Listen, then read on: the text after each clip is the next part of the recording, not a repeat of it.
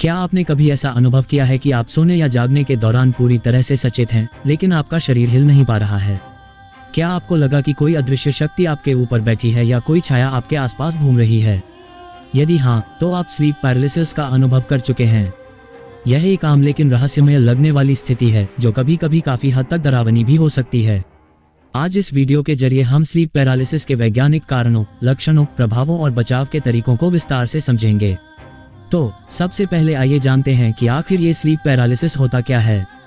Sleep paralysis एक ऐसी स्थिति है जिसमें हम अपने सपने में होने वाली घटनाओं को पूरी तरह से जागृत अवस्था जैसा महसूस करते हैं, लेकिन इस दौरान कुछ समय के लिए हमारा शरीर हिलने डुलने या बोलने में असमर्थ हो जाता है। यह आमतौर पर सोने से पहले मतलब हिप्नोगोजिक स्लीप पैरालिसिस या जागने के तुरंत बाद यानी हिप्नोपॉम्पिक स्लीप पैरालिसिस के समय होता है।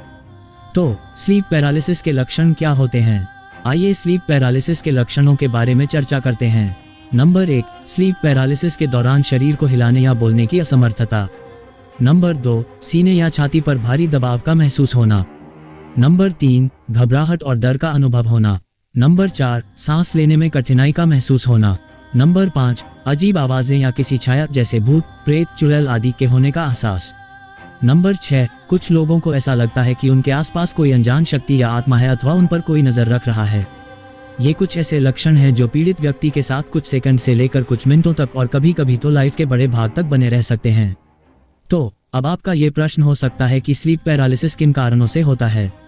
आइए इसे भी समझने का प्रयास करते हैं। नंबर 1, स्लीप साइकिल में गड़बड़ी। स्लीप पैरालिसिस रेम स्लीप मतलब रैपिड आई मूवमेंट स्लीप के दौरान होता है। इस अवस्था में हमारे दिमाग द्वारा मन तो सक्रिय होता है, लेकिन शरीर को अस्थायी रूप से पैरालाइज मतलब निष्क्रिय कर दिया जाता है ताकि हम अपने सपनों की हरकतें वास्तविक रूप से न कर सकें।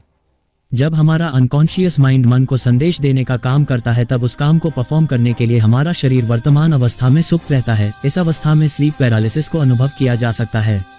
नंबर 2, नींद की कमी और अनियमितता। यदि आप पर्याप्त नींद नहीं लेते या बार बार अपने सोने और जागने का समय बदलते हैं, तो आपके स्लीप साइकिल में गड़बड़ी हो सकती है, जिससे स्लीप पैरालिसिस की संभावना बढ़ जाती है। नंबर 3, स्ट्रेस और एंजाइटी। आज के दौर में स्ट्रेस और एंजाइटी जैसी मानसिक बीमारी होना आम बात हो गई है। जिन लोगों में मानसिक तनाव लेने और हमेशा चिंता करने की समस्या अधिक देखी जाती है, उनमें स्ट्रेस और एंजाइटी जैसी मानसिक बीमारी का होना स्वाभाविक है, क्योंकि स्ट्रेस और एंजाइटी के कारण उनकी नींद की गुणवत्ता पर असर पड़ता है, जिससे स्लीप पैरालिसिस होने की संभावना काफी हद तक बढ़ जाती है। नंबर 4, पीठ के बल सीधे लेटकर सोना। रिसर्च के अनुसार पीठ के बल सीधे लेटकर सोने वाले लोगों में स्लीप पैरालिसिस होने की संभावना अधिक होती है, क्योंकि निरंतर इस अवस्था में लेटकर सांस लेने की प्रक्रिया प्रभावित होती है, जिससे मस्तिष्क में खिंचाव उत्पन्न होता है, जिससे हमारा दिमाग शरीर पैरालाइज्ड स्थिति में रखने को मजबूर होता है। इसके निवारण के लिए हमें करवटें बदलनी चाहिए। Number 5, narcolepsy. यह एक न्यूरोलॉजिकल डिसऑर्डर है जिसमें व्यक्ति को अचानक और अनियंत्रित रूप से नींद आने लगती है। नार्कोलेप्सी के मरीजों को स्लीप पैरालिसिस होने की संभावना अधिक होती है। नंबर 6, नशीली चीजों का अधिक सेवन। अत्यधिक कैफीन, शराब, सिगरेट, तंबाकू या अन्य नशीले पदार्थों का सेवन करने से हमारा स्लीप साइकिल प्रभावित होता है। ये नशीले पदार्थ स्लीप पैरालिसिस इल्यूजन मतलब भ्रम को बड़ी ही आसानी से ट्रिगर कर सकते हैं। आइए अब जानते हैं स्लीप पैरालिसिस से जुड़े भ्रम और अंधविश्वास के बारे में। आज कई संस्कृतियों में स्लीप पैरालिसिस को भूत प्रेत, पारलौकिक शक्तियों के अनुभवों और साक्ष्यों से जोड़ा जाता है। मसलन नेपाली संस्कृति में इसे चुड़ैल का साया या अलौकिक शक्ति का प्रभाव भी कहा जाता है। जापान में इसे कानाशिबारी कहा जाता है, जिसका मतलब होता है कि किसी अदृश्य शक्ति द्वारा जकड़ लिया जाना। इसके अलावा यूरोप और अमेरिका में स्लीप पैरालिसिस को स्लीप डेमन या शैतानी अनुभव भी समझा जाता है। स्लीप पैरालिसिस से प्रभावित या पीड़ित लोग इसे बुरी आत्माओं का हमला या किसी दैवीय शक्ति की उपस्थिति भी मानते हैं। हालांकि वैज्ञानिक दृष्टिकोण से यह एक सामान्य न्यूरोलॉजिकल घटना है, न कि किसी भूत प्रेत या आत्मा का असर।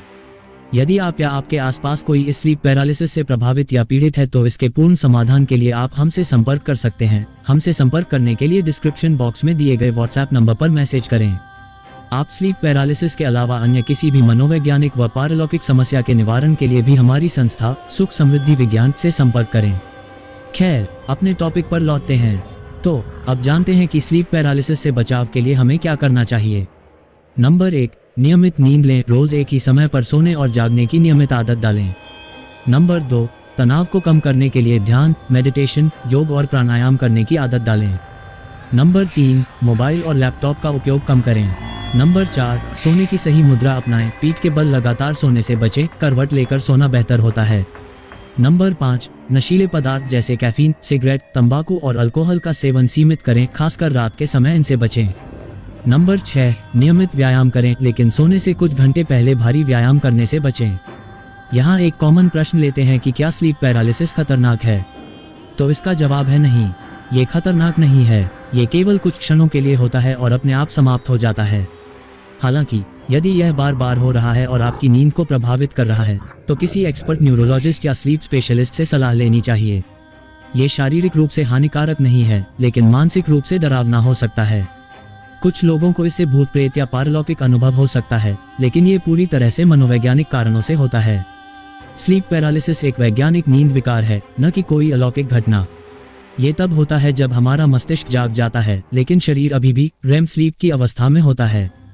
हालांकि यह डरावना जरूर हो सकता है, लेकिन सही जीवन शैली अपनाकर इससे बचा जा सकता है। तो क्या आपने भी कभी स्लीप पैरालिसिस का अनुभव किया है? यदि हाँ, तो आपको कैसा लगा? अपने अनुभव हमारे साथ जरूर साझा करें। इस वीडियो में इतना ही। ऐसे ही दिलचस्प जानकारी पाने के लिए हमारे चैनल को सब्सक्राइब करें। वीडियो अच्छा लगा हो तो इसे लाइक करें, साथ ही जरूरतमंद लोगों के साथ इसे शेयर भी करें। आपका एक शेयर किसी को सही दिशा दिखा सकता है। धन्यवाद। जय हिंद, जय भारत।